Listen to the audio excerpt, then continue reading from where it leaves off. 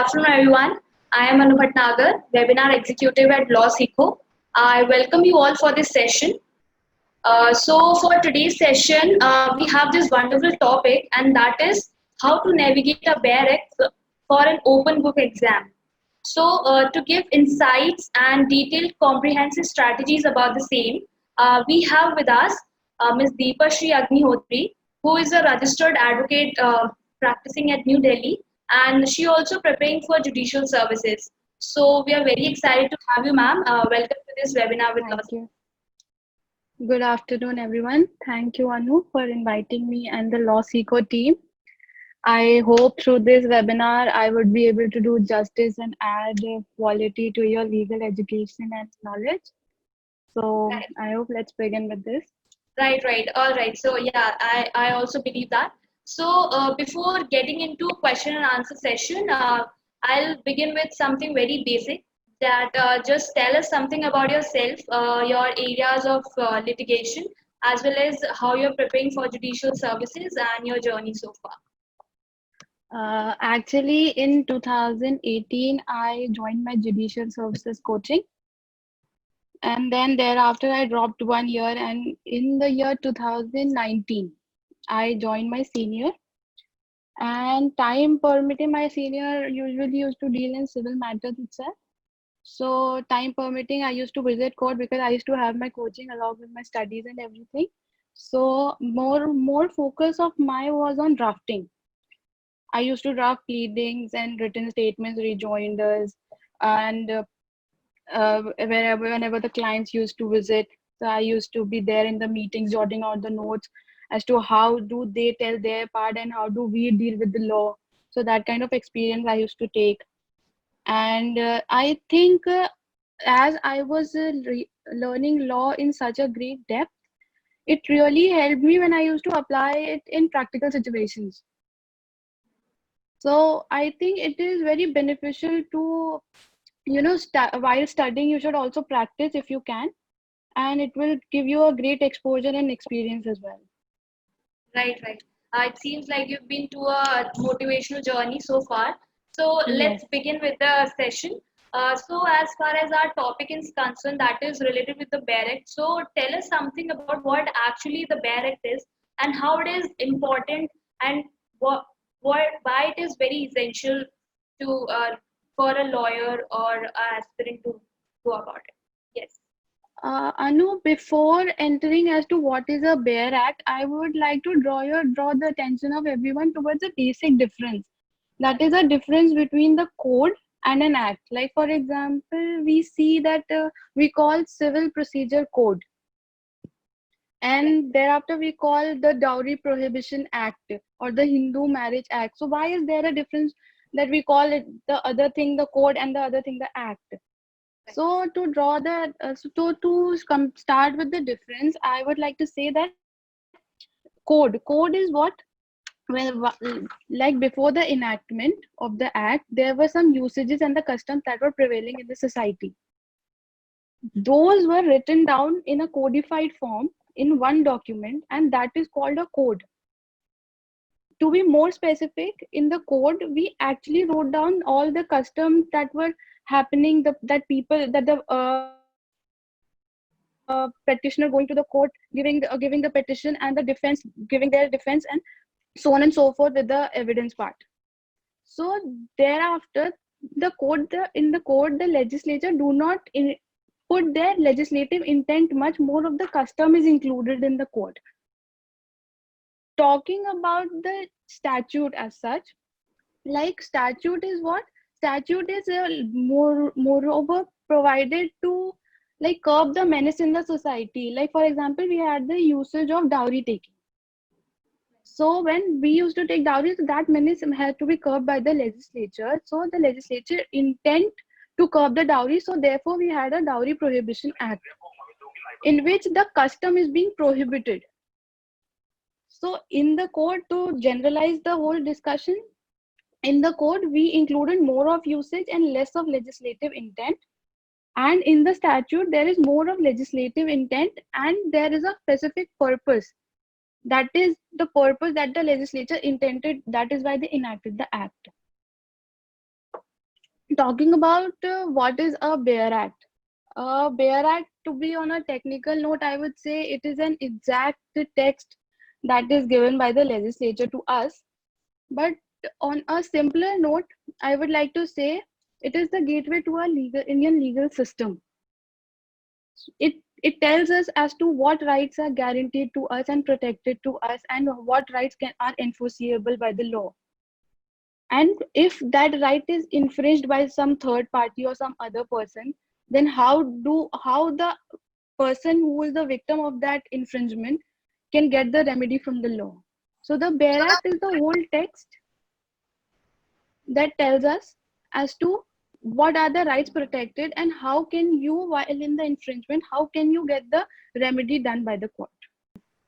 Yes. Okay. So as you said that about the Barrett and the essential, the importance of Barrett, the next question that comes up in a mind that how to interpret a Barrett, and that's a very important question, because there are so many aspirants and there's so many working professionals who at certain stage needs to interpret the Barrett by themselves, right? For that, they refer some standard books and the commentaries from the judgments. So just tell us an ideal way to interpret the Barrett and your approach about it. So I will start with telling you with the broad three headings that the law gives us how to interpret a Bare Act. Okay, so first I would like to tell you that first is the literal interpretation. Second is the Hayden's principle, or we call it the mischief rule. Right. Third is the purposive interpretation. So talking about the literal interpretation, literal interpretation is what the words used in the text, the words used in the Bare Act are to be interpreted in the natural and the ordinary meaning. Like whatever is given in the Bare Act, we read it, and with the grammatical meaning and the dictionary meaning of the words, we interpret the law. And if the meaning that comes out is clear and unambiguous, then that particular interpretation is accepted by us. Like for example, I will give you a case in which it is state of Kerala versus Mithai Varghese. The accused was caught. Hello, am I audible? Yes, you're audible, loud and clear. Okay. So the accused was caught with the counterfeit currency. Okay. So the accused was booked under 498A and 498 of IPC. Thereafter, the accused contended that the currency notes that are being the word used in the Bare Act involves the Indian currency note. But the court said no. By the literal interpretation, we cannot add the word foreign currency or the Indian currency to the currency notes of the word used in the Bare Act. By the literal interpretation, the meaning of the provision is clear and unambiguous. And by going with the literal interpretation, the accused was charged with the counterfeiting. So that is how a literal interpretation is to be done, that you read the text in the ordinary manner. If the meaning is clear and unambiguous, you can always interpret the law in that same manner. But talking about the mischief rule or the Hayden's principle, as we call it, if for example there is a provision and there can be two meanings that can be devised from it, so I would like to tell everybody that whenever there are two meanings coming out of one provision, then they should always see as to for what purpose and for what object the law was enacted by the legislature, as to what was the intent behind enacting that law. And thereafter, if there is a mischief, then that interpretation is to be accepted, which serves the intent of the legislature better. Like I will give you an example for the same. In the case of Pyare Lal versus Ramchandra, the accused, he used to manufacture sweetened supari, and he was booked under the Food Adulteration Act because the sweetener in the supari was an artificial sweetener. So the accused contended that the word supari, the thing supari itself, is not a food under the definition of the food under the Food Adulteration Act. So there are two meanings that are coming from the word food. That is, one, whether it is covered, whether the word supari would be covered in the food or not. So to clear this ambiguity, the court applied the mischief rule. And they said anything which is swallowed by mouth orally is considered food under the act, and by clearing this mischief, the accused was booked under the act. So to summarize it more better, if the word which is used in the Bare Act or the provision is giving two meanings and two meanings are coming out of that provision, then always look as to the what was the intent behind the law and the what was the intent of the legislature as to why that was enacted. And by that you can always clear the ambiguity. Moving on to the third interpretation, that was the purposive interpretation. We have always been hearing about the purposive interpretation in the very landmark judgment of our Supreme Court in the Keshavananda Bharti versus State of Kerala. So I would like to tell you what is a purposive interpretation first.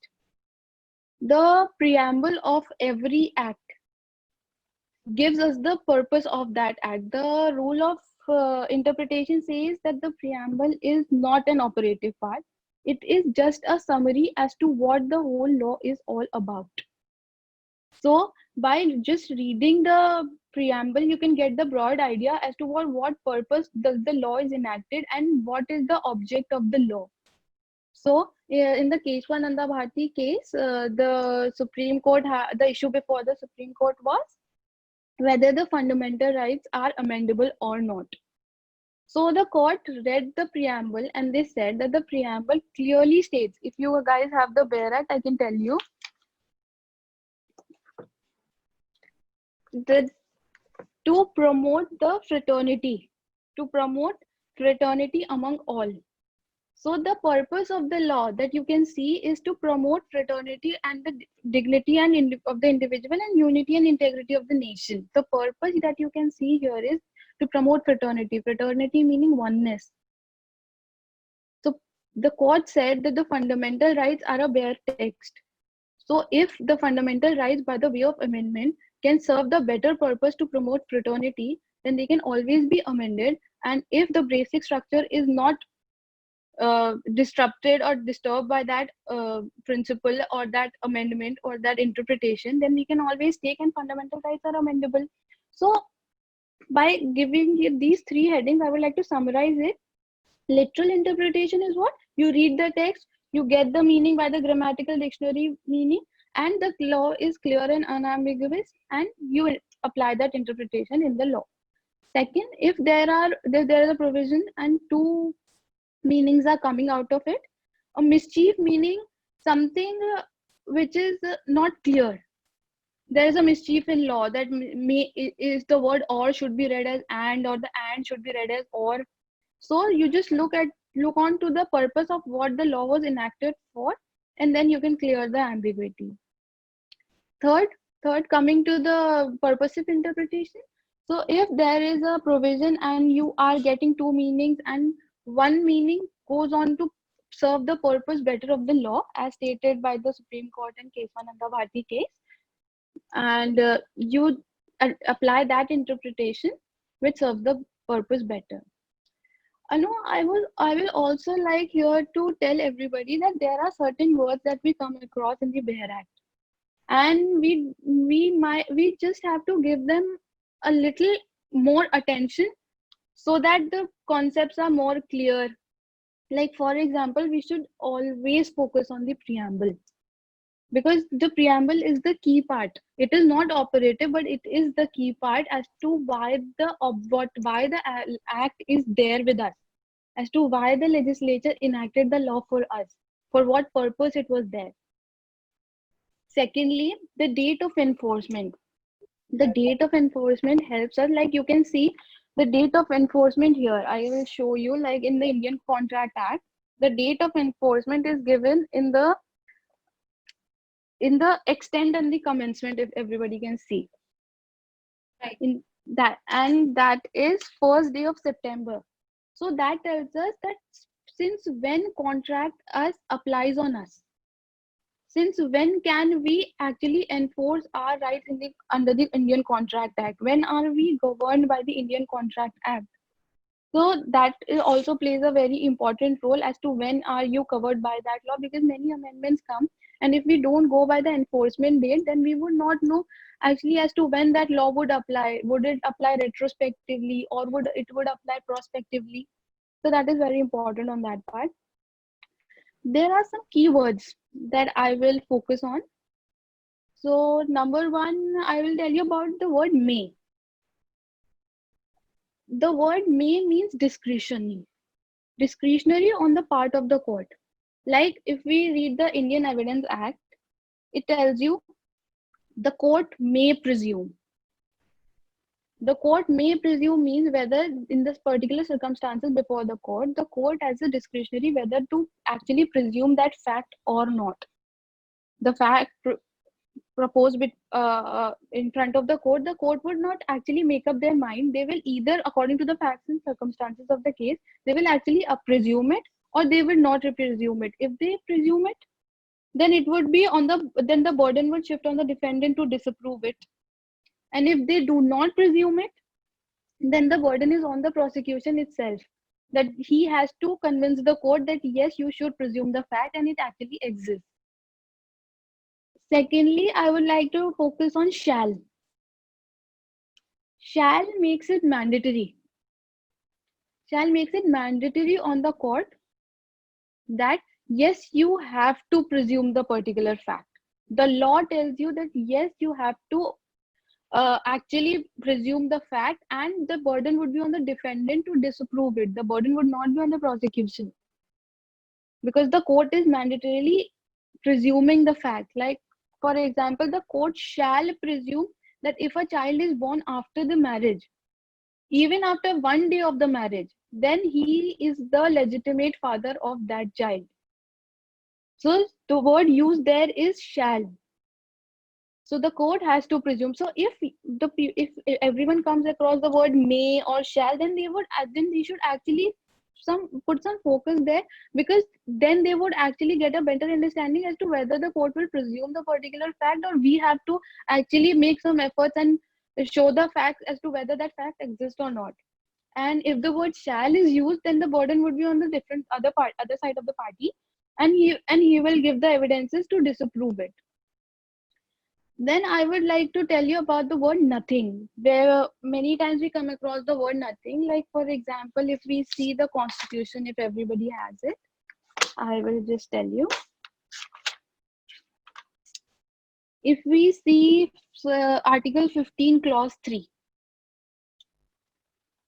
and it starts with the word nothing. So I will tell you the word nothing. The word nothing means savings clause. Savings clause for what? Like saving clause from the above provision. Like the third clause is the saving clause.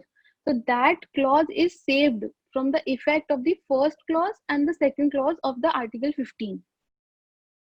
So we should always focus, because if we do not focus on the word nothing, then we will apply the above laws on the third law as well, and that would be a wrong interpretation altogether. We should always focus on these words like may, shall, nothing, because nothing is saving that clause from the above effect. Maybe there is some general rule that may be applied in the first and the second clause, and the third clause is being saved from that general effect. Moving forward, is the word notwithstanding. Notwithstanding means overriding effect. Like if there is a general rule which says that the particular thing has to be registered under the law, the particular deed has to be registered under the law. But if the word notwithstanding is written before a clause, then it means yes. Can you please be a bit louder, because our aspirants are not able to hear you? Yeah. Yes, sure. Yes. Please continue. Okay, so should I continue from here only? Yes. Okay, so the word notwithstanding. The word notwithstanding gives an overriding effect to that provision. Like, for example, the law provides that that particular deed has to be registered under the law. But if we say that no, wills are not required to be registered under the law, notwithstanding to whatever the Registration Act says. So notwithstanding gives an overriding effect. It actually saves from the generalized rule. So may gives the discretion on the part of the court to presume it or not. May shall puts a mandatory duty upon the parties or either upon the court according to the circumstances. Third is nothing. Nothing is a saving clause which saves from the above effect. The clause is being saved. Like if, for example, I will tell you about nothing. If no state can discriminate on the basis of gender, race, caste, birthplace, and sex, but not by writing the word nothing in 15 clause 3, the state is giving power, and their power is saved, that if they want to make a special right for women and children because they are considered the vulnerable class of the society, so to uplift them and to give them more right, this power of the state is saved from that effect. So that is how I'm telling you that the above rules tell us that not to discriminate, but for these two vulnerable classes the above rule is being saved, and by writing the word nothing they are specifying that this clause is being saved from the general rule. Coming to the word notwithstanding, which gives an overriding effect, and by giving the overriding effect you actually create a general rule for that provision, like notwithstanding anything which has been said above, this rule will apply. And moreover, I would like to tell you about the word. We might come across the word proviso in the Bare Acts. The word proviso is always read as provided. Provided meaning it creates an exception. Like for example, word provided as we use this, like proviso creates an exception, like a juvenile cannot be prosecuted in the courts. They are sent in the juvenile center or under the child care act, or they are under the juvenile boards. But by the writing the word proviso, they've created an exception that if that juvenile is between 16 to 18 years and and and he has done a heinous offense, then the court can prosecute him as an adult and he can be tried in the normal criminal courts. So by writing the word proviso, they've created an exception to the general rule. The general rule was that these juveniles cannot be prosecuted in the general criminal court. They would be governed by the juvenile justice board or the child care. But by writing the word proviso, they have created a special class that is in between 16 to 18 if that juvenile is there and he has done a heinous offense, so he can be prosecuted as an adult. So I mean that by these words you can actually get a better understanding while reading the provision as to whether what the law actually says. It is not some notebook or a newspaper that we are reading. It is a very technical document, I can say, wherein if you focus on each and every word, it will give you a different interpretation every time. So if you do a better and a good in-depth interpretation, then it will obviously help you writing better answers in the exams or framing better arguments in the courts. It can really help you like that. Right, right. So basically, you told us the main focus that we need to consider while we are reading the barracks. Like, for example, you need to read out the preamble, the date, Yes. and you just stated certain basic things like you can use these may presume and may shall presume things. So the next question comes that how to find a particular law, as we have seen that barrack something that shows us that what is written in a law, but how do we need to use it in terms of practicality? I will give you an example. Okay. Okay, so if there is a dispute between an husband and a wife, and the wife contends that he is being cruel towards her, so now the focus should always on the transaction. Here the transaction is cruelty. He is being cruel upon her. So now that becomes a ground for divorce. So I will say that always the transaction should be seen as first, and then it should be seen as to what law will govern. The law is governed by the transaction. Like, for example, also if there is an agreement, a contract was entered between two parties, one party performed its part, now the other party says that I will not perform. So now the breach of contract has happened. So now here the transaction is, there was a contract, there was a right created, now that right has been infringed. So the Contract Act along with the Specific Relief Act will be governing laws. So I will say that always focus on the facts of the case. Look at what the transaction is happening and then decide as to what law will apply. Right. And that will be great. Yeah. That part. Sure. So there's this another problem that comes up that, like for example, we have seen that there are advocacy exam. To become an advocate, you need to pass this AIB exam, that is All India Bar Examination. So just give a little bit about that, how to use a BEAR Act or how to navigate a BEAR Act in an open book examination like AIB. Yeah. And also there are so many exams that is being that's being conducted in law schools also. So there also law student needs to use the BEAR Act, right? So just give us a brief about it.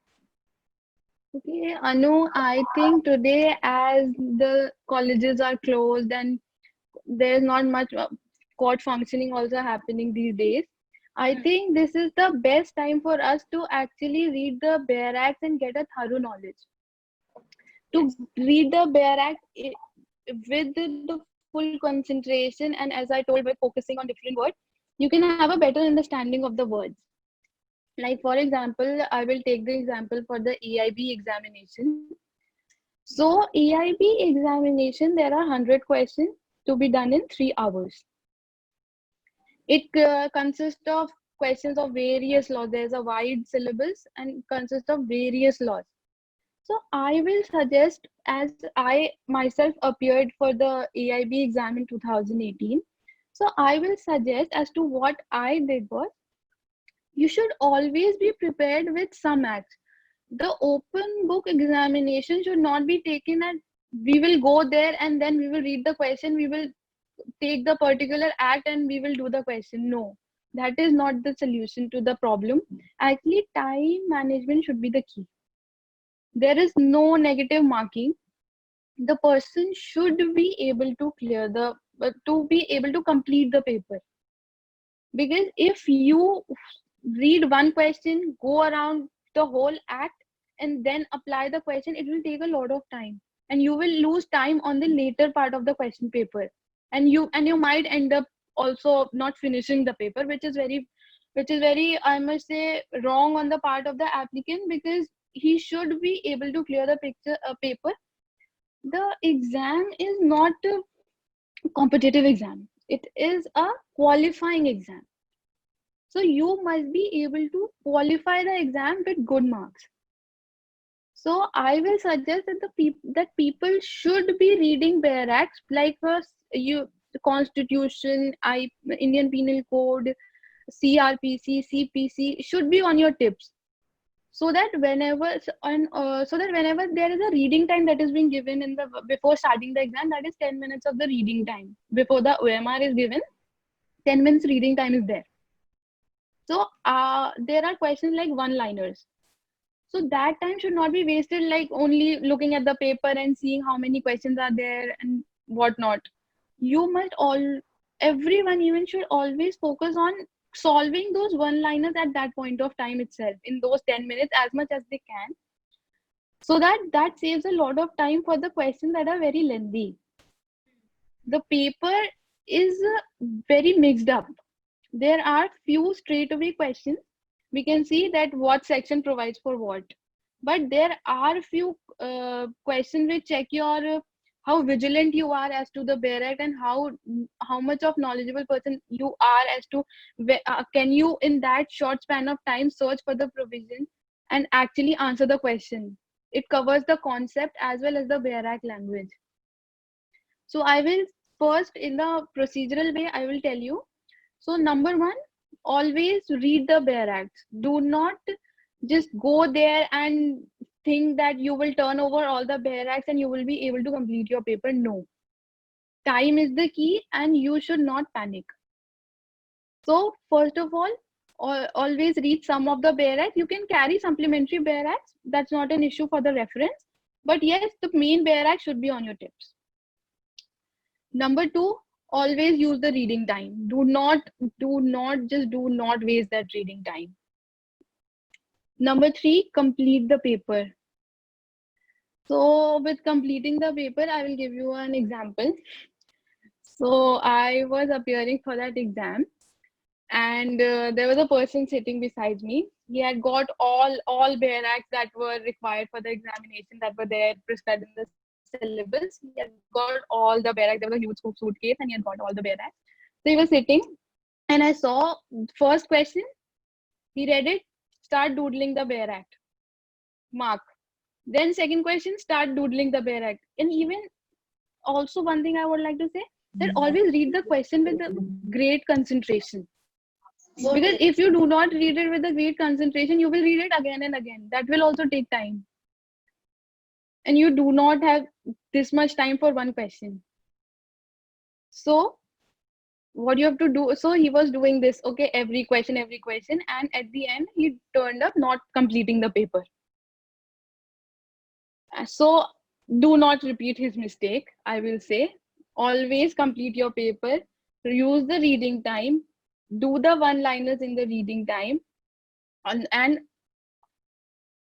read the question once with good concentration, so that you know what to search, which law to go. Not like once you turned up for the TPA Act, then you turned up for the IPC Act. No, read the questions good with great concentration, know the law as to where you have to go, and thereafter approach the question and you will get the answer. Talking about the bare act importance in the judicial examinations. So I would like to tell you in the broad two heads, because the judicial examinations are also the 3-level examinations. First, you have to clear the prelims. Second, you have to write the mains answer. And if you clear the mains, then you go for the interview session. Talking about prelims, bare act is the key, because there are 4 options to one question.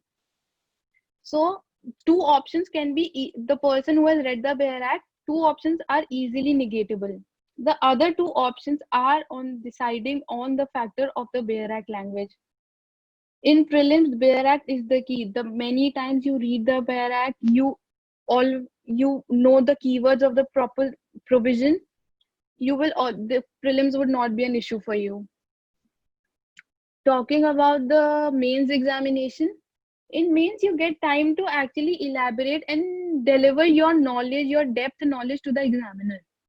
So there what you can do is, along with your interpretation of the various provisions, the concepts that you have, along with that, if you have a great knowledge of the bare act and the keywords of the bare act, you can always quote them in your answers. That will give you an advantage over the others, because that will show examiner person that you are actually interested in knowing law, and you have actually taken deep interest in reading law, so that you also remember the keywords and the statements from the bare act. And also, if I talk about the interview, in interview also they check if you have the knowledge of the bare act. Sometimes they straight away ask you as to what that provision says. They don't ask you to just verbatim translate it to them, but yes, they always check you as to how much knowledge you have of the particular provision, whether you are using the rules of interpretation and you have used that rules of interpretation and you have gathered that knowledge, so that you're able to deliver the right answer to them. So in the judicial examination, bare acts are very important. You should be having a great knowledge of the bare act, especially the keywords, the provisions, and you should be able to remember those keywords. Right. So, like, as you talk about that, a bare act is a kind of Bible to the judiciary, right? It's our Yes. our main important source. So there's many a times this question comes up that in judiciary also you need to make a notes, and since Bear Act is the main resource, so you have to keep that also at primary resource. So how to make notes from the Bear Act? Just give us a little brief about it. Okay, so I will tell you that when you are reading a provision, Right. when you are see, there are different approaches towards the different Bear Acts. Like in the procedural Bear Acts, I will tell everybody not to just go with the provision like section 1, section 2, or order 1, order 2, order 4. No, always go by the procedure that is followed by the courts. That first the filing is done, then the summons are sent, and then the notice, and then the defendant appears with the WS, and then replies, rejoinders. Always go by the procedure of the court. That will give you a better knowledge better knowledge and better approach towards understanding the Bear Act. And if you inculcate that in your judicial examinations also, like if you're writing an answer and you're writing in that manner, that will give a very systematic answer, and it will give a great impression to the examiner as well, which is a added benefit to it.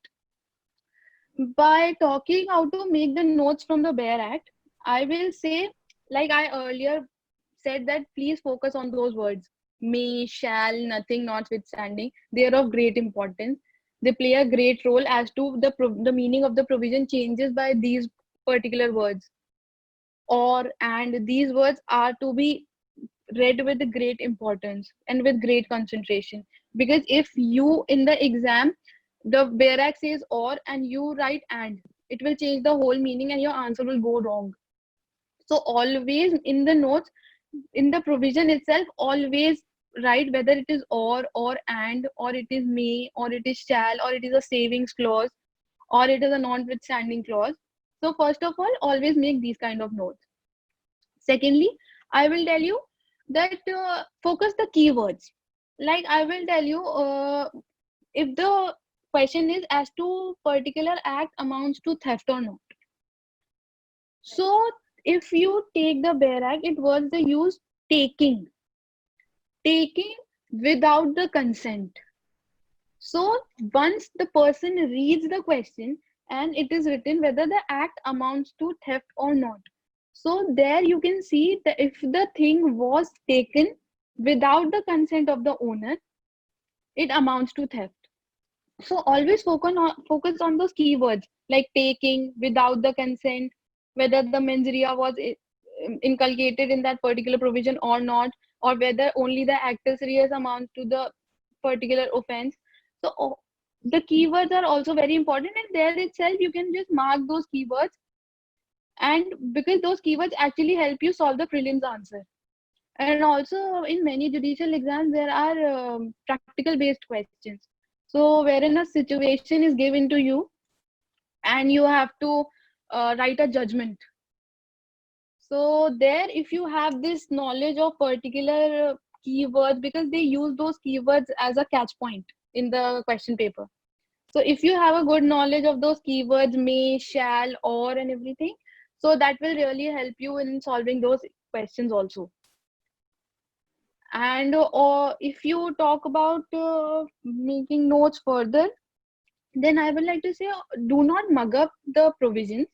They do not want you to be an encyclopedia or a Google. But you should always remember the broad headings of the section as to what order of the CPC provides for execution. So you should always know as to order 21 does that. So the broad uh, heading should be known by you, so that it helps you bifurcate also while you have to search for something for the execution. So you just don't have to go to order 1 or order 2. You know that it is order 21. It saves time.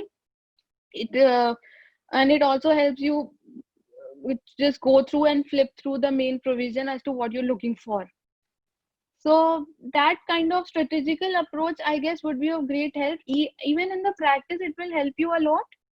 And even on the judiciary exams or the government exams, even the semester exams, if you want to write good answers and add an advantage over the other students, you can always have the Bear Act language inculcated, and with good notes and the good knowledge of the bare act, that will be seen in your answer, and the examiner would be great, like giving you good marks then. Right, right. Yeah, so basically you told us the prerequisites of certain of making notes and everything. And since you talked about the practicing, right?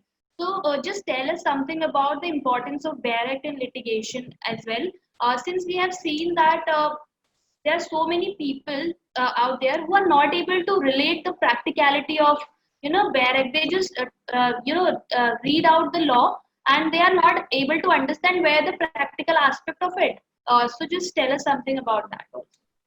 Okay, so uh, in the courts we read like this is the law. If it is infringed, you are you are prosecuted for that.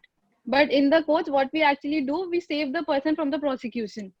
So we have to show the other way around, that this doesn't amount to that offense, that this particular fact does not amount to. So how to interpret the bare act as to get the case in your favor? So I will tell you that, say, on the cost of repetition, I will say, if you actually want to have the case in your favor, you read the provision. One word will give you 10 meanings of the provision. And if you interpret it your way, and if you apply the rules of the interpretation, and you tell the court that it serves the purpose of the object of the act for which it was enacted, and certain word and or means a lot of difference, makes a lot of difference if the particular offense consists of two acts to be done, but the person has done only one act. So if you show the court that my client has done only one act and the second act is not done by him, the particular act does not amount to offense. So that is how if you have a great in-depth knowledge of the bare act, it will really help you framing good arguments in the court. Your drafting skills would be seen from having great knowledge of the bare act, and you can draft good replies and WS. Right. So it will really help, because I have seen many good advocates arguing, and I see that they do not base their arguments on precedents. They interpret bare act in the manner in which they want their case to go, and they actually interpret in that manner, which which which later on goes to creating their own precedents actually. So having a great knowledge of the bare act, you must go, and I am again and again focusing, if you focus on these words, as I have mentioned about these words, provisos, exceptions, and may, shall, or, it will definitely help you framing good arguments in the court, and you will be good at arguing and presenting your case in the court. Yeah, so basically the importance of bare act is there very much in the field of litigation as well. If I talk about like we all were in a law school, and when we started our graduation, so then only we will be we was burdened with these all bare acts and everything, where teacher used not to tell us ki how to read these bare acts. They just start reading what is contract and this and that. So, just tell us something about that particular situation where a student needs to, from the very basic, how they can start with that, because understanding all these, big terms, that's not that easy for the students, to learn at the very basic foundation, basically. So, just give us a small idea about that from the very basic, how a student can start with reading a barrack from the very basic, who is having a less amount of knowledge. Yes. Yeah, okay. So even I have been in this situation, like going to the college first year and getting all the bare acts. I didn't even know the word bare act at that point of time. So then even knowing the word bare act, and then my first subject was constitution. So I had this first class of constitution first class, and my professor came and she started telling us about fundamental rights and liberty and rule of law and supremacy of law. So it gets really confusing. So I wish I could also attend such a webinar at that point of time. It would be a really help. So but then I will tell you, see, what did I tell you earlier as well, that the preamble is the key. If you first of all just take the Bare Act, sit with the Bare Act, feel that it will give you some rights, it will give you the remedies. If with that approach you have some questions in your mind as to, if I go to the Constitution Bare Act and I see it will give me some rights, it will give me some remedies, and if that remedy and if that right is infringed, I will be given justice by the court. So I have these three basic things in my mind. Always, I think always one should have, before reading a Bare Act, should have the question in their mind as to what will this Bare Act give to me, and it will be much easier for me to find answers then, because I would be knowing as to what should I would be focusing on. So for example, if you read the preamble will tell you as to why the object, it will tell you like, for example, I will read the preamble of the Indian Constitution only. So whereas it is expedient to define and amend certain parts of the law relating to the contracts. So here, if we can read it, that certain parts of law relating to contracts. So now I can get my answer that this act will tell me about the contracts, as to what kind of contracts are there, how are they enforceable, when is an agreement called a contract, when, if the contract not performed by the other party, what remedies do I have. So it will tell me, and even the person can, first of all, if they don't know, they can always Google the word contract as to what is a contract. And if they move forward, the act itself will tell you that two parties make promise to each other and upon the consideration they form a contract, and which is enforceable by the law. So the preamble should be read very clearly with the, it will tell you the object as to what the law will give, because if we talk in the legal language, the preamble gives you the summary as to what the law deals with. So first go with the preamble, read the preamble, know as to what the law will give you. Then I think the person should be focusing on the interpretation clause of the Bare Act. It is mainly section 2 or section 3, as in the TPA it is the interpretation clause given in section 3, but usually it is section 2 in the other acts, as in contract as well. So by reading those words and understanding as to what, because the legislature has given those definition clauses, so that while in the other provision those words are used, the words consist of a specific meaning, that is why they have been used. So that definition will make you clear as to, I would be coming across these words in the later part of the act, and this is the meaning of the word, not the English grammatical meaning, rather the meaning provided in section 2 or the interpretation clause. So after preamble, the next focus should be on the definition clause. Then, as I also said, that if you are dealing with the procedural law, so always approach as the procedure in the court goes. Like we also know that the petitioner, when his right is infringed, he goes to the court. So always search as to in which order the petition is filed in the court. What are the legal necessities that are required for a petition to be filed in the court, how it is filed, where it is to be filed.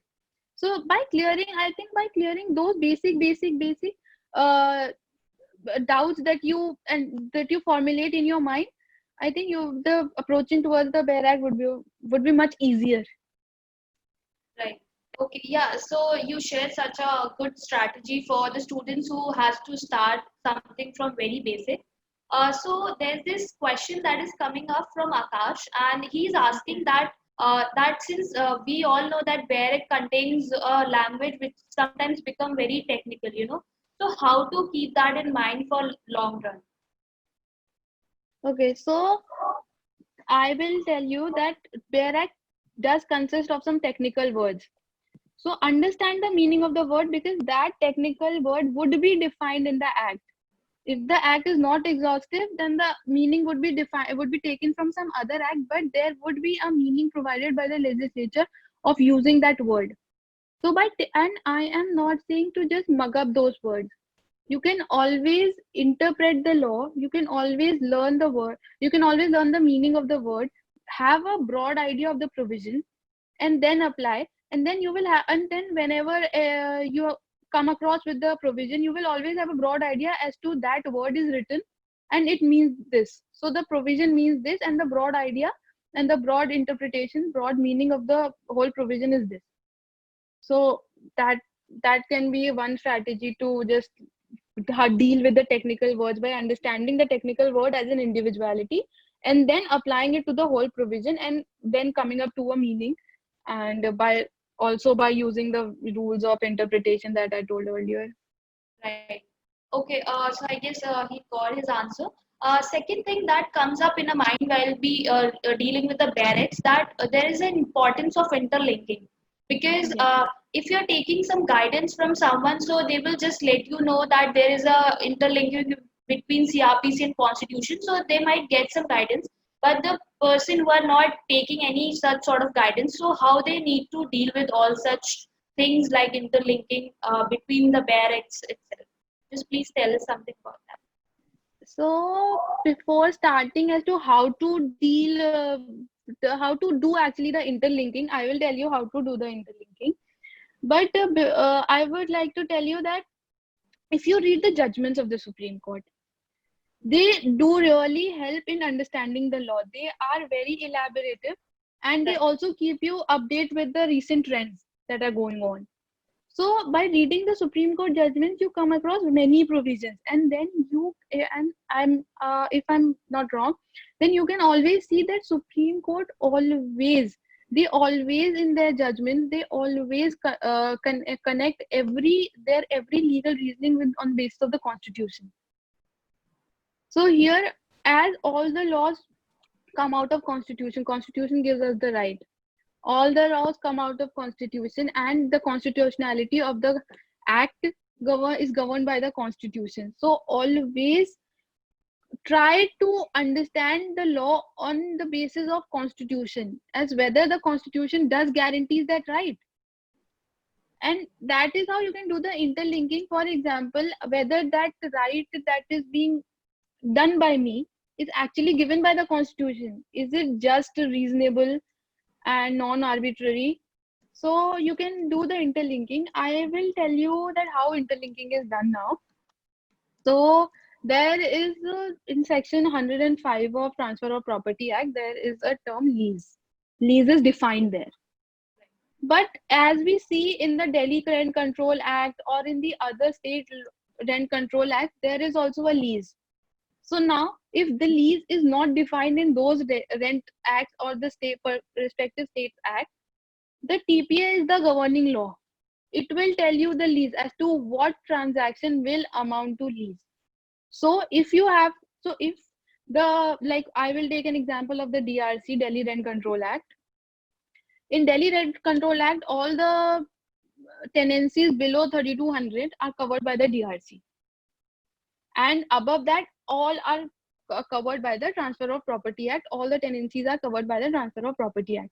Delhi Rent Control does not provide for the definition of lease. So that definition is taken from the governing law, that is Transfer of Property Act. So that is how you can do the interlinking of the provision as to the transaction is happening in the Delhi Rent Control Act, but the definition is being taken from the TPA. So therein, if you actually write the, for example, if you're writing in a judicial services exam and you write like the lease, that the tenancy is under the Delhi Rent Control Act, and the word lease is defined under section 105 of TPA, it will give a good interlinking of laws, and you can always relate it with Constitution, that the tenants are to be saved and from the harsh nature of the landlords and that sort of things. Also, I will give you one more example, that sale deeds are need to be registered compulsorily. Without having sale deed registered, it is not an evidence in the court. It is not. It is just a mere document. The court will not see it as an evidence. So now here, the transfer of property will tell you as to what is a sale deed. as to a immovable property being transferred from one person to the other persons, all the rights of the property being transferred from one person to the other person, it will be a sale deed. It will tell you it is a sale deed. But then to get it enforceable in the court, you need to get it registered for the evidentiary value as provided by the Evidence Act. For the evidentiary value, it needs to be registered. So now the registration is done under the Registration Act. Section 17 of the Registration Act will tell you as to how the sale deed needs to be registered and needs to be compulsorily registered. So that is how I'm suggesting that if you read one law, don't read it separately. Always try to focus on that. Yes, I read this concept in this law also, and does it contain the same meaning in the other act as well. So with that approach, if you read the law, it will be more fun also, and you will be more good with the interlinking, I must say. Right. Yeah. So yeah, as you said that there's an important factor that while we read judgments, there also we get a broader idea of interlinking. Yes. Yes, because So the Supreme Court does a lot of interlinking in their judgment. So right. there also we can get the idea as to how to do it. Right. Yeah, so of course, aspirants may follow this particular strategy to interlink the BEAR Act with the BEAR Act. Of course. So there's this another question that is coming up from Krishnan, and he's asking that how one is supposed to, stay updated regarding various notification of the BEAR Acts issued, which is issued almost on a daily basis. Like, Uh, as okay, in, like, so I will tell you by reading newspapers. Newspapers are very important. You should be updated with the recent trends. There you can get to know as to what ordinances are being passed and what law is being recently enacted by the legislature. Number two, there are certain apps which I follow, like Live Law, Bar and Bench. There also you get the notifications as to the recent trends and the recent judgments and what the legislative news, the legal news that comes up. I personally follow a magazine called Pratyogita Darpan. It gives you all the latest knowledge and the latest judgments and the latest trends of the law. So I will suggest him to either read the newspaper, one, the app if he can have the access to it, three, the magazine that I told you, that is one magazine. There are many others as well, so he can do that. Right, and of course, there are so many judgments also. They also came up with certain amendments and something, so we can also follow that. Correct. So moving further, there's this another question that is coming up from Sakshi, and she's asking that how to find the enforcement date and applicability of a particular act. So Okay, so if everybody has access to the BEAR Act, if we open the BEAR Act, like here, I have the Indian Contract Act. So here, before the preamble, there is the date written 25th April here. So this is the date of enactment. Date of enactment means when the president gave the assent to the particular law. So this is the date of enactment. And as we can see, Sakshi, if you have the BEAR Act, then after the short title in the next paragraph, there is written 1st day of September 1872. So that is when it is enforceable. The act is enforceable since then. So from this date, the act would apply on the Indian citizens and the Indian contracts and the transactions happening under the Indian Contract Act. So from there, you can find the applicability and the enforceability of the law. right. So Sakshi might have got your answer. Like we have seen that in our law, there are two types of law, that is substantive and procedural law, right? So, just tell us something about that. Is there any different approach, while approaching a BEAR Act of both these two areas? Like, do we need to approach with some different strategy while we are reading substantive law and vice versa? I will tell you a basic difference. What is a Like, substantive law first? yes, yes. As we have seen that there are so many aspirants, and we also see that procedures are very lengthy, and to just keep each and every word of particular act is not easy for a normal human being. So just tell us the approach. What could be the ideal approach while you are reading barracks of both these different laws? Yes. Okay, so the two heads, that is substantive law and the procedural law. I think the word procedure itself is explanatory, that it give you the procedure. But first, I will be focusing on the substantive part. Substantive law gives you the right. If you go to that law, you read the law, it will give you a right. Like, for example, if you go to the Specific Relief Act, the Specific Relief Act is a substantive act.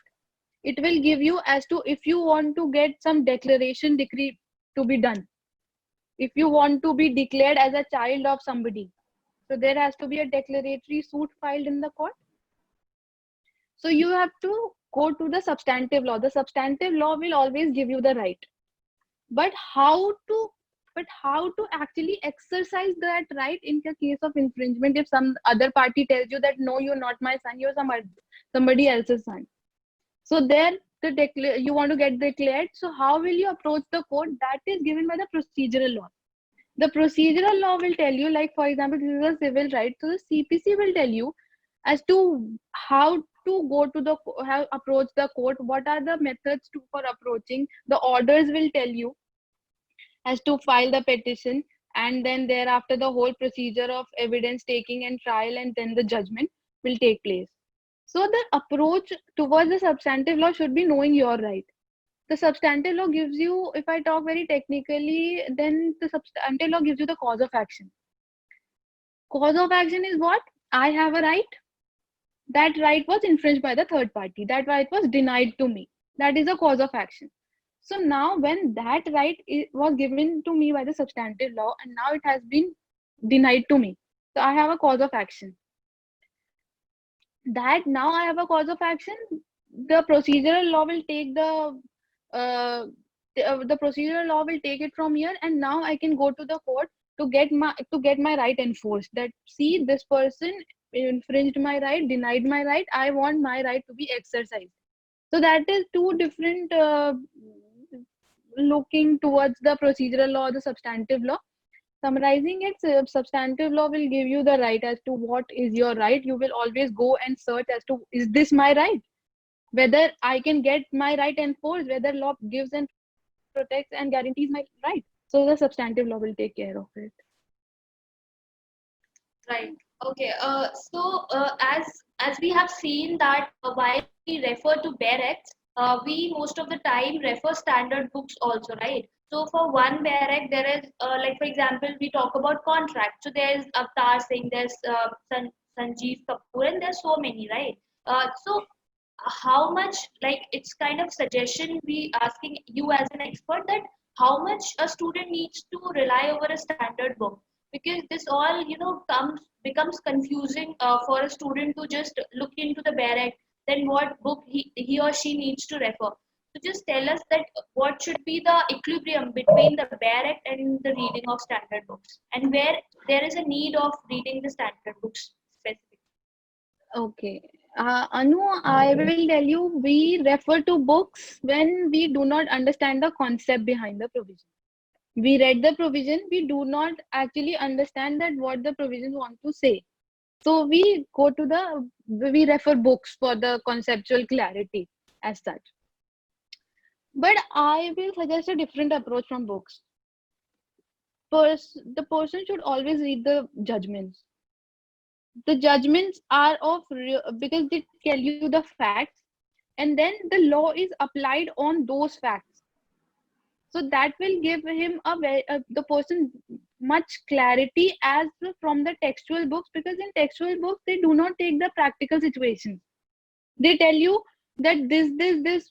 I am not saying not to refer the textbook, but I am saying before the textbook, the judgment should be the approach. Judgments do not help, if judgments do not help, then Obviously some books can be referred, and I think it should be referred as per the need. Like if you are preparing for your semester exams, so the semester exams do not want you to be writing in depth of the particular provision. They want the examiner wants to see whether you have the clarity of the concept or not. So by reading the text, if you get the clarity, summarize it in your words, base it, and if you can find a case law, base it with that case law, and that will serve the purpose. But for the exams like judiciary exams, I will say read the barracks, read the books for the conceptual clarity as to what are the different meanings that can be driven from that particular provision. So that particular book will tell you like one, two, three, four kind of interpretations are still done till then, and that kind of knowledge is actually needed in judiciary exams, because there you have to have an edge over the other people. So as much as you are able to explain yourself with much clarity, it will help you get an advantage over the others, I suppose. So that should be an approach towards the book according to the need of the examination and for what purpose you're actually reading it. Right. Yeah. Since as we know that barracks are the main sources, so all they need to refer to the standard books only when aspirant is in confusion or in a state of dilemma or something. Yes. So I believe that we have almost taken a relevant question so far, and since last word, I'll be asking you for your last words for reading a barrack, since AIB exam is also coming up, right? So just share your last words in terms of importance of Barrett and everything. And meanwhile, I wanted to tell my participants that we have introduced this bar hacker course with a new version. So please go and check that out. Along with, we have introduced a judicial course also at LawSeco. Please just also refer to that also, those who are asking for coaching and everything. Yes. So ma'am, yeah, please share in reference of AIB and everything, just your last words. Okay, so I will be telling the approach towards the AIB exam in a one step, second step manner. Number one, do not panic. Number two, do read the barracks from before. Some basic barracks should be there in your mind from before. You must have the knowledge of IPC, CRPC, CPC, so that you don't have to doodle it around while in the exam. You can always save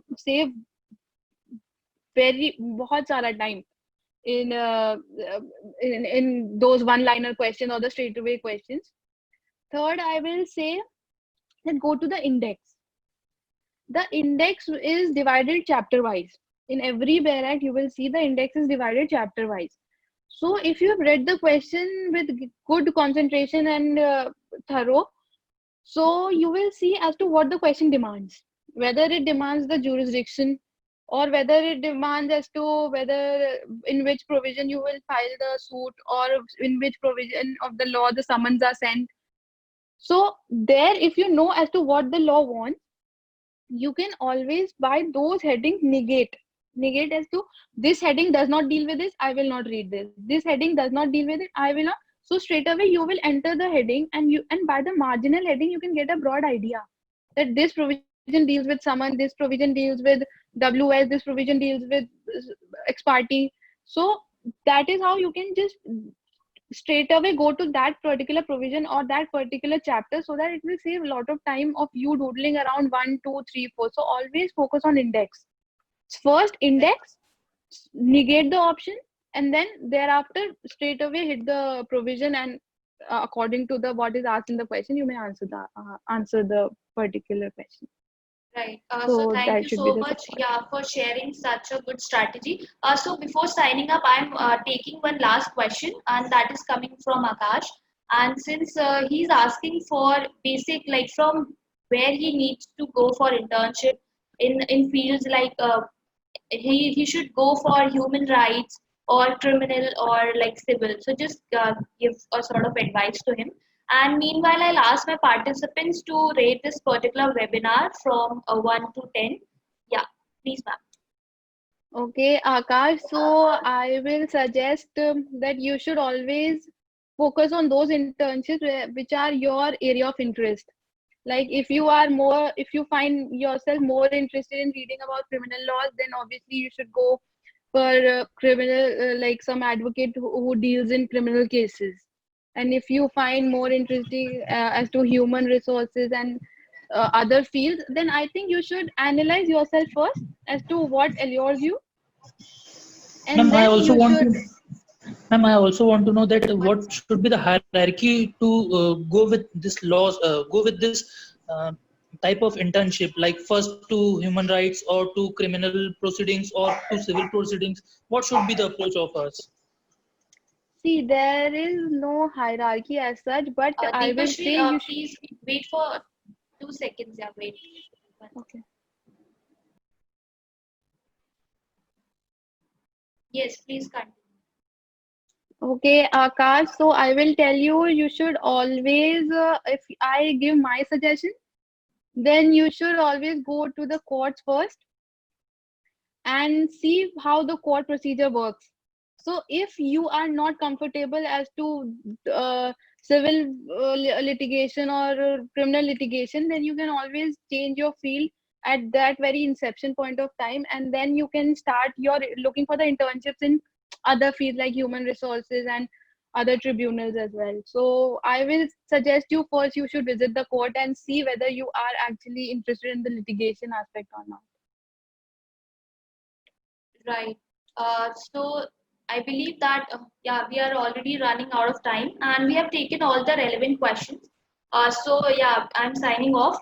So thank you so much, ma'am, for your detailed and comprehensive insights which you gave over the importance of BEREC and how to navigate that throughout your law school and even in the fields of litigation or while you're preparing for judiciary. So thank you so much for your time, ma'am, and I thank you everyone for joining us. And yes. Thank Okay. you. Thank you for having me. Yeah. Thank you, Thank everyone. you. We'll see you in another session. Till then, stay safe and stay home. Yeah. Yes. All right. Bye bye, everyone. Bye. Thank you.